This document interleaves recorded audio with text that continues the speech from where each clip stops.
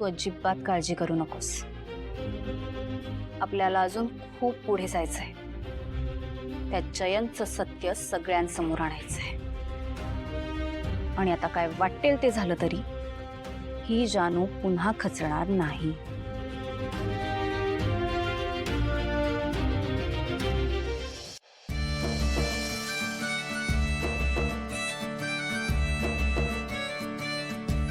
जयेंद्र आधी हा बघा.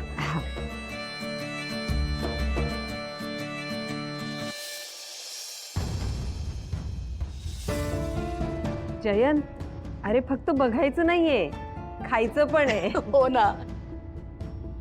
काय आम्ही नवीन नवीन प्रोडक्ट सुरू केले ना, नवीन व्यवसाय आहे आमचा, तेव्हा मला असं वाटतं की तू हे जरा टेस्ट करावं आणि त्याचा आम्हाला फीडबॅक द्यावा. काय तुझ्या तुझ्या ज्या बिझनेसच्या ट्रिक्स असतात त्याचा फायदा आम्हालाही होईल. हो नाही? ती बरोबर. सॉरी वीणा वहिनी, मी ॲक्च्युली ऑइली पदार्थ जास्त खात नाही. जावई बापू काळजी करू नका. यात ना म्हणजे सगळं घरगुती आहे ना. पापड खार वगैरे अगदी बेताच आहे आणि खोबरेल तेलात तळलेलं आहे सगळं तुमच्यासाठी. आई, आपण ती लोणची केली आहेत ना, ती पण देऊया का टेस्टला? अगो बाई हो, आण ना.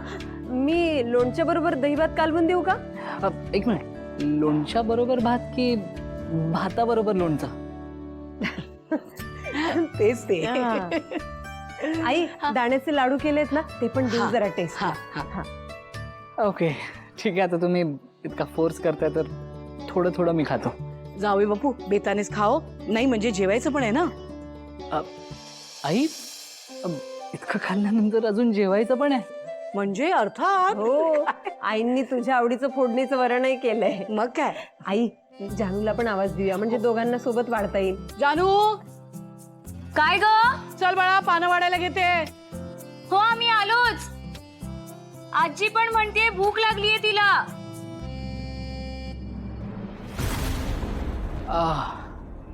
आई, आजींना आता बोलता येत आहे का? नाही नाही, ही आपली जानूची बोलायची पद्धत. सासूबाईंना आता शुद्ध आली आहे पण अजून बोलत नाहीयेत तशा.